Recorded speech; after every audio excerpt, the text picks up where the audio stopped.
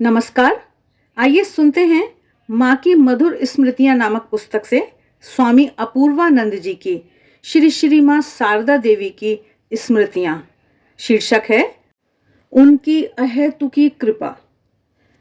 महाराज लिख रहे हैं, 1918 ईस्वी मेरे जीवन का सर्वाधिक स्मरणीय साल है। उसी साल मैंने पहली बार माँ का सानिध्य प्राप्त किया। वर्तमान युग के श्रेष्ठ पुण्यपीठ बेलूर मठ का दर्शन किया और उसी साल मैंने श्री रामकृष्ण के 5 प्रमुख शिष्यों स्वामी ब्रह्मानंद, स्वामी शिवानंद, स्वामी शारदानंद, स्वामी तुरायानंद और स्वामी सुबोधानंद के दर्शन पाए। कोजागरी लक्ष्मी पूजा के कुछ दिन पूर्व मैं बेलूर मठ गया और 8-10 दिन रहा। मेरे बेलूर मठ जाने का भी एक इतिहास है। एक बार मैंने स्वप्न में बेलूर मठ और महापुरुष महाराज स्वामी शिवानंद जी को देखा।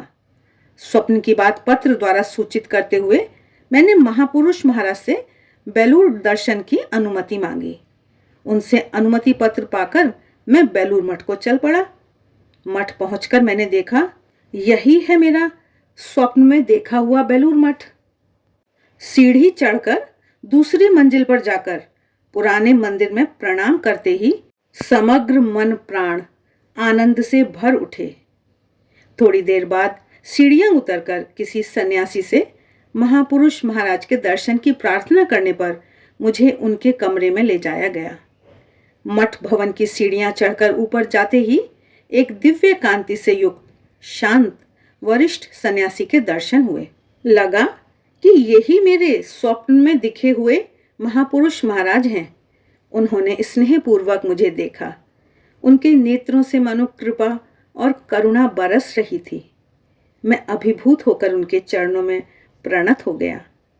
दीक्षा हेतु प्रार्थना करने पर उन्होंने कहा, मैं तो किसी को दीक्षा नहीं देता, ठाकुर ही हमारे गुरु हैं। तुम पतित पावन रामकृष्ण नाम का जप करो, इसी से तुम्हारा कल्याण होगा। बाद में यदि दीक्षा की जरूरत हुई तो वे उसकी भी व्यवस्था करेंगे। 2-3 दिन मठ में निवास करने के बाद मैं प्रतिदिन की भांति एक दिन सुबह महापुरुष महाराज को प्रणाम करने गया तो वे स्वयं ही माँ की चर्चा करते हुए बोले, तुमने तो माँ को नहीं देखा। तुम्हारा परम सौभाग्य है कि वे इस समय बाग बाजार के उद्बोधन भवन में हैं। जाकर उनके दर्शन कराओ। बलराम मंदिर में महाराज अर्थात स्वामी ब्रह्मानंद जी तथा हरि महाराज हैं, उनके भी दर्शन करना। उन्होंने अगली सुबह ही जाने का निर्देश दिया।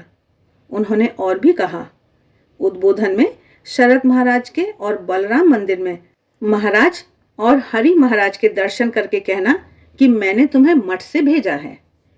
अगले दिन सुबह नाव से मैं बाग बाजार जा पहुंचा। नाव से उतरकर पूछते हुए जब मैं माँ के घर उद्बोधन पहुंचा तो देखा उस भवन के सामने एक घोड़ा गाड़ी खड़ी है। मेरे पहुंचते ही वह घोड़ा गाड़ी चली गई। घर में प्रवेश करते ही एक सन्यासी ने कहा, माँ अभी अभी घोड़ा गाड़ी से चली गईं। वे बलराम मंदिर गई हैं। इस समय उनके दर्शन नहीं होंगे। शाम को महिला भक्तों के दर्शन का समय होता है, इसलिए कल सुबह से पहले माँ के दर्शन असंभव हैं। माँ के दर्शन नहीं होंगे, यह सुनकर मन खिन्न हो उठा। तभी एक स्थूलकाय वरिष्ठ सन्यासी गंगा स्नान करके लौटे। वे गीला गमछा लपेटे, कंधे पर धुले भीगे कपड़े और हाथ में गंगा जल से भरा घड़ा लिए हुए थे।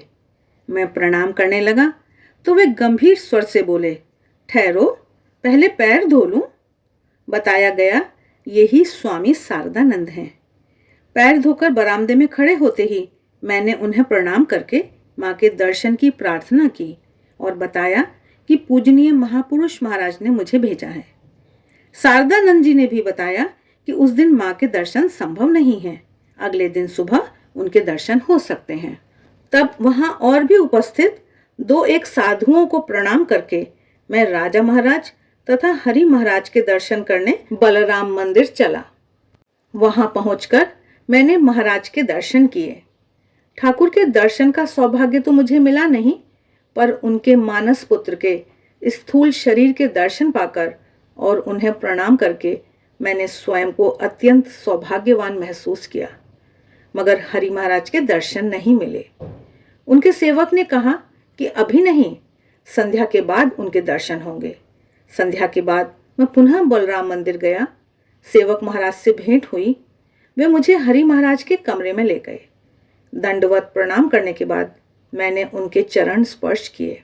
उन्होंने मुझे पास की छोटी बेंच पर बैठने को कहा और स्नेहपूर्वक बहुत सी बातें कहने लगे। मुझे माँ के दर्शन नहीं मिले थे, अतः मन बड़ा खिन्न था।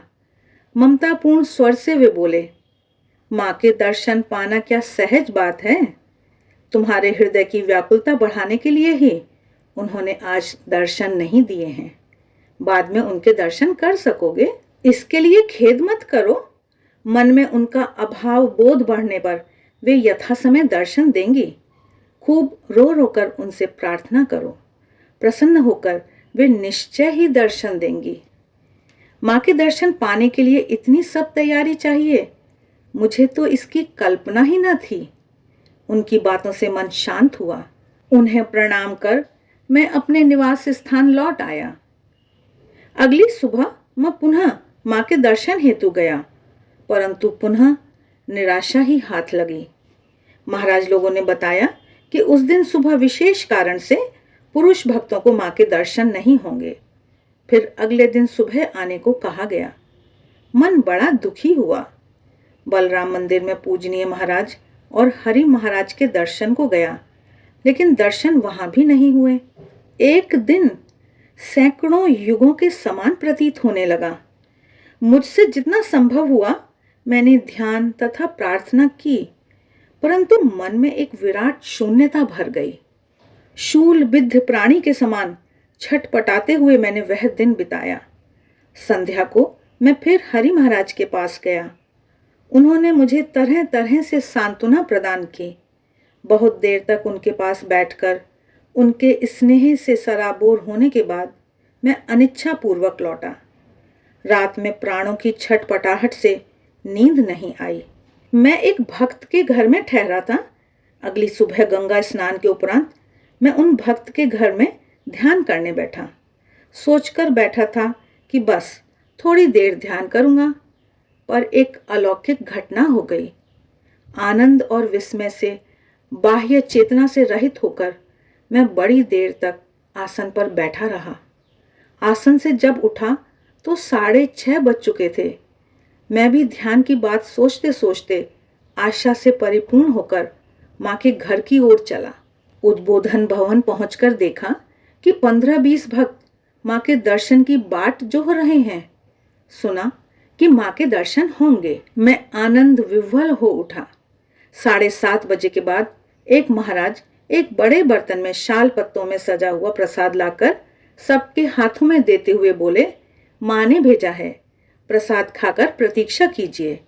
दर्शन के लिए बुलाए जाने पर आप सभी माँ के दर्शन करने जाएंगे। उन्होंने यह भी बताया कि माँ ने स्वयं अपने हाथों से प्रसाद सजाकर हमारे लिए भेजा है। उसे खाते समय परम आनंद हुआ। जो प्रसाद माँ ने कृपा पूर्वक अपने हाथों से भेजा हो, उससे बड़ी उपलब्धि और क्या हो सकती थी। प्रसाद माँ के स्पर्श, स्नेह तथा ममता से परिपूर्ण था। भक्तगण आपस में चर्चा कर रहे थे। सामने की सीढ़ी से ऊपर जाना होगा और माँ के दर्शन कर दूसरी ओर से उतरना होगा।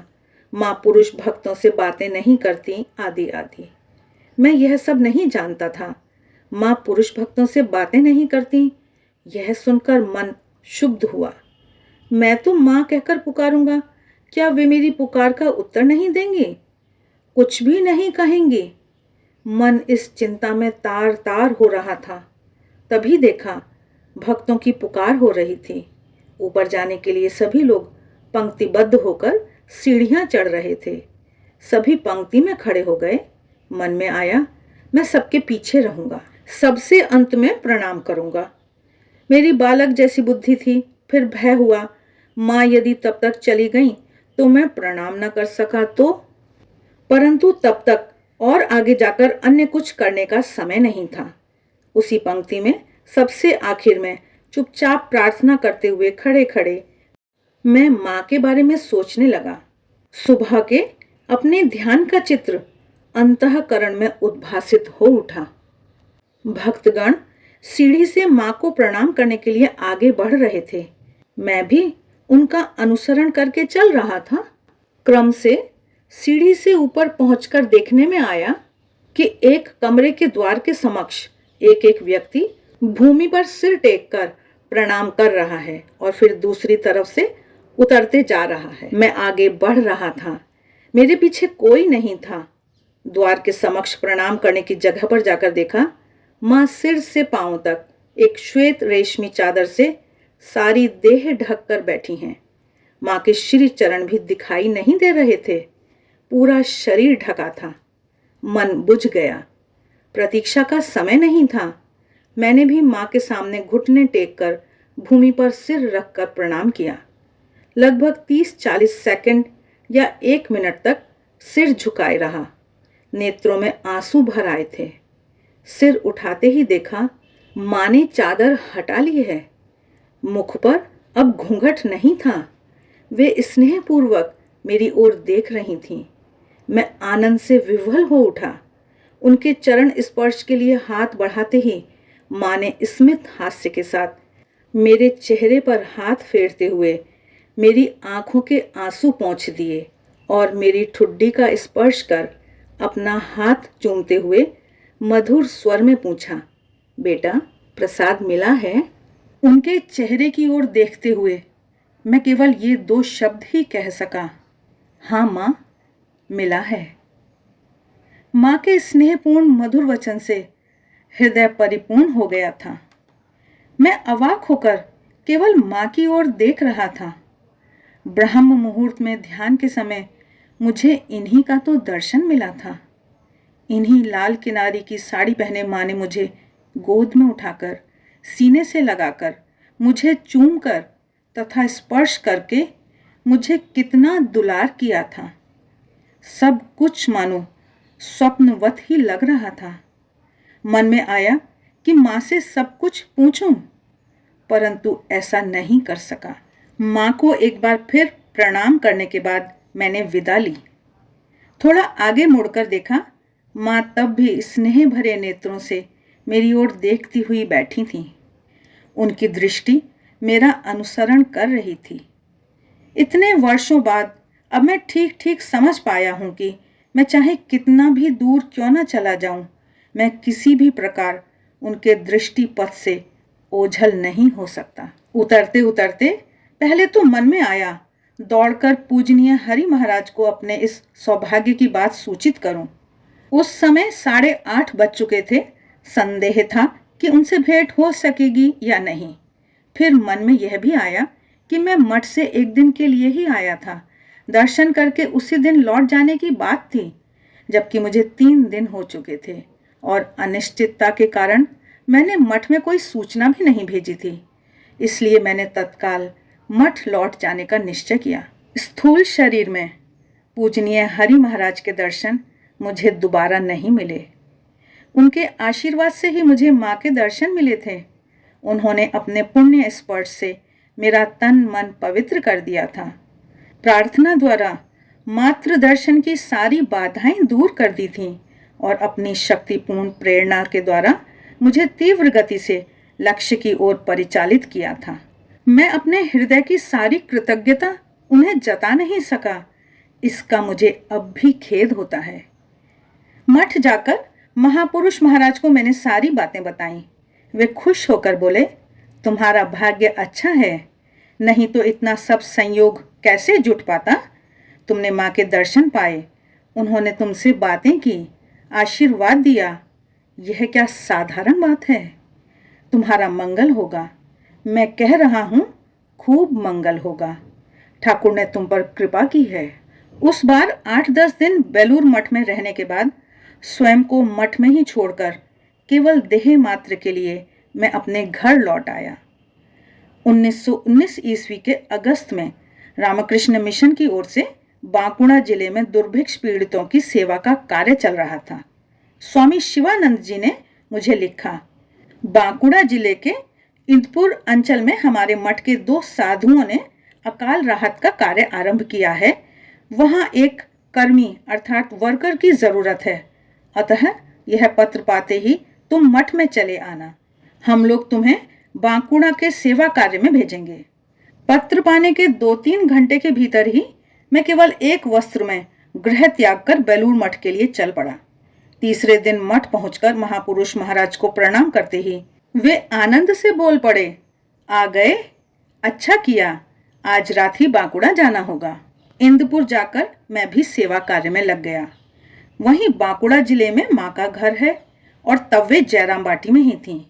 माँ के दर्शन तथा कृपा पाने का यह अच्छा अवसर जानकर अपनी मनोकामना व्यक्त करते हुए मैंने महापुरुष महाराज को पत्र लिखा कि वे यदि दया करके मेरी दीक्षा के विषय में माँ को लिख दें, तभी मुझे उनकी कृपा मिल सकेगी।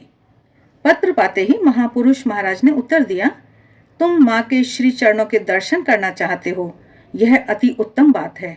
जाकर उनसे कहना, शिवानंद स्वामी अर्थात तारक महाराज ने मुझे आपके श्री चरणों के दर्शन करने आपके पास भेजा है। उन्होंने ही मुझे बांकुड़ा में अकाल पीड़ितों की सेवा करने भेजा था। वहां से आपके श्री चरणों के दर्शन करने तथा कृपा पाने आया हूं। आप कृपा कीजिए। इतना कहते ही वे तुम पर दया करेंगी। वे दया का द्वार खोले बैठी हैं, किसी को लौटाती नहीं। अतः इस हेतु अलग से पत्र देने की जरूरत नहीं है। इसी पत्र का उनके श्री चरणों में पाठ करना इसी से होगा। महापुरुष महाराज का पत्र पाकर मुझे अपार आनंद हुआ। हृदय आनंद एवं आशा से परिपूर्ण हो उठा। पर जिस कार्य के लिए आया था उसे छोड़कर जाना तो संभव नहीं था। मैं माँ के दर्शन हेतु जाने के लिए सुअवसर की प्रतीक्षा करने लगा। इसी पत्र के द्वारा महापुरुष महाराज ने 2 गमछे मंगवाए थे। मैंने स्थानीय हाट से उन्हें खरीदकर रजिस्ट्री डाक से भेज दिए। गमछे पाकर महापुरुष महाराज ने लिखा, तुम्हारे भेजे दोनों गमछे आज मुझे मिले। माँ की कृपा बड़े भाग्य से मिलती है। तुम जाकर उनके चरणों में प्रणत होकर कहना, माँ मुझ पर कृपा कीजिए। तत्पश्चात वे दया करके जो भी कहेंगी उसी को शिरोधार्य करना। यदि वे कृपा करके तुम्हें मंत्र दें तो समझना तुम परम भाग्यवान हो। वे हम सभी की माँ हैं। उनके दिए मंत्र से तुम्हारा जन्म सार्थक होगा। इससे मुझे भी परम आनंद होगा। वे प्रभु का ही नाम देंगी, सबको वही देती हैं। पत्र पाकर मन माँ के दर्शन करने को व्याकुल हो उठा। मैं इसके लिए भगवान से कातर प्रार्थना करने लगा और सुअवसर भी आ पहुंचा। कुछ दिनों की छुट्टी पाकर मैं माँ के दर्शनार्थ चल पड़ा। पैदल चलकर मैं बांकुड़ा आश्रम पहुंचा और वहां से ट्रेन द्वारा गढ़बेला गया। स्थानीय आश्रम में एक रात बिताकर भाद्र के प्रारंभ में एक सुबह मैं पुण्य क्षेत्र जयराम बाटी की ओर रवाना हुआ। मैं नंगे पैर था और मार्ग कीचड़ तथा फिसलन से भरा था। रास्ते में पानी भी बरसा। शाम के 5 बजे मैं जयराम बाटी पहुंचा। उस समय मेरी छाती इतने जोर से धड़कने लगी कि मैं स्वयं ही उसे सुन पा रहा था। रास्ते के दोनों ओर छोटे छोटे मिट्टी के बने घरों को पीछे छोड़ता हुआ मैं माँ के घर के द्वार पर जा पहुंचा। यद्यपि मैंने कोई पत्र नहीं लिखा था, तथापि माँ को मेरे आने का बोध था। सेवक महाराज से परिचय देकर माँ के दर्शन करने की बात कहते ही वे मुझे भीतर ले गए। उस समय माँ भीतरी दरवाजे का पल्ला पकड़कर खड़ी थीं। प्रणाम करके सिर उठाते ही माँ आवेगपूर्वक बोली, आह, बच्चे का मुख सूख गया है। सारे दिन कुछ खाने को नहीं मिला, इसे कुछ खाने को दो। जेब से महापुरुष जी का पत्र निकालकर जब मैं पढ़ने जा रहा था, माँ बोली, बेटा चिट्ठी बाद में सुनूंगी, अभी हाथ मुंह धोकर कुछ खा लो। हाथ मुंह धो लेने के बाद सेवक महाराज मुझे पास के कमरे में ले गए। आसन बिछा था, सामने गिलास में पानी, एक प्लेट में मुरमुरा और ताल की खीर रखी थी। सिर नीचा किए माँ के बारे में सोचते हुए मैंने सब खा लिया। कैसा अमृतमय था। जीवन में कितनी ही बार मैंने मुरमुरे तथा ताल की खीर खाई है, परंतु ऐसा अमृत जैसा तो पहले कभी नहीं लगा। जयराम बाटी में माँ को मैंने ठीक माँ के समान ही पाया। मेरे आने की प्रतीक्षा में वे मलिन वस्त्रों में खड़ी थीं, स्नेह और करुणा की प्रतिमूर्ति। लगभग 10 महीने पूर्व जब बाग बाजार में उद्बोधन भवन में माँ के दर्शन किए थे, तब उनके प्रति इतने अपनत्व का बोध नहीं हुआ था। थोड़ी देर बाद ही मैं पुनः माँ के पास गया। वे अपने कच्चे मकान के बरामदे में पैर फैलाकर बैठी हुई सब्जियां काट रही थीं। माँ को प्रणाम करने के बाद उनके समीप बैठकर मैंने महापुरुष महाराज की चिट्ठी पढ़कर उन्हें सुनाई। उन्होंने तारक के बारे में पूछा और स्नेहपूर्वक अकाल राहत कार्य की जानकारी ली। बाद में दीक्षा के बारे में वे बोली, तो बेटा, कल बड़ा अच्छा दिन है, कल ही तुम्हें मंत्र दूंगी। सुबह कुछ खाना मत, स्नान करके प्रतीक्षा करना, मैं समय पर बुला लूंगी। इसके बाद उन्होंने बगल के कमरे में स्थित मंदिर में प्रणाम करने को कहा। मैं माँ के लिए दवाई ले गया था। बांकुड़ा के सन्यासी डॉक्टर बैकुंठ महाराज ने मेरे हाथ से माँ के आम वात के लिए होम्योपैथी दवा भेजी थी। उसे माँ को देते ही वे करुण स्वर में बोली, बैकुंठ ने दवा भेजी है, दो बेटा दो। बैकुंठ की दवा से रोग दूर हो जाता है। देखो सारे शरीर में क्या हुआ है। इस आमवात पीड़ा से मैं तो मर गई। यह कहते कहते वे शरीर का वस्त्र हटाकर सारे शरीर में आमवात दिखाने लगी। माँ का कष्ट देखकर नेत्रों में जल भर आया। माँ ने दवा को लेकर एक ओर रख दिया और बड़ी आत्मीयता के साथ बांकुड़ा के बैकुंठ महाराज आदि के बारे में समाचार पूछने लगीं। साथ ही और भी अनेक बातें हुईं। धीरे धीरे संध्या हो आई। हर कमरे में प्रदीप जला दिया गया। माँ के पूजा घर में भी प्रकाश जलाकर धूप धूना दी गई। मैं बाहर के बैठक खाने में चला गया। स्वामी अपूर्वानंद जी की श्री श्री माँ शारदा देवी की स्मृतियाँ अभी शेष हैं। शेष स्मृतियाँ हम अगले अंक में सुनेंगे। आज के लिए बस इतना ही। आशा है आपको यह वीडियो अच्छा लगा है। वीडियो अच्छे लगते हैं तो लाइक का बटन ज़रूर दबाएं। कमेंट बॉक्स में कमेंट करके बताएं। इससे हमारा भी उत्साह बढ़ता है और हमें और भी अच्छे वीडियो बनाने की प्रेरणा मिलती है। मिलते हैं फिर, तब तक देखते रहिए देवाक्षर। आप सभी का बहुत बहुत धन्यवाद।